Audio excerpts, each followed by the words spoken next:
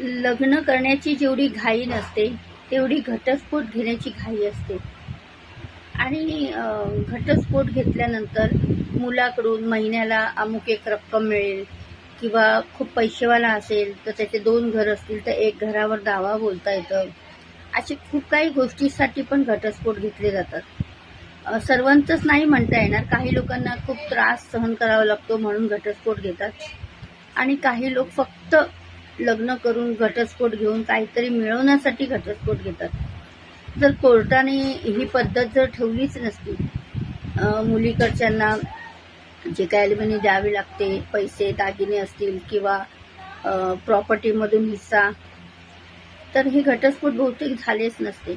आणि हे सर्वांसाठी नाही, जे खरोखर त्रास सहन करतात त्यांच्यासाठी ठीक आहे. पण जे प्रॉपर्टी मिळवण्यासाठी 1 वर्षभरात लग्न करून घटस्फोट घेतात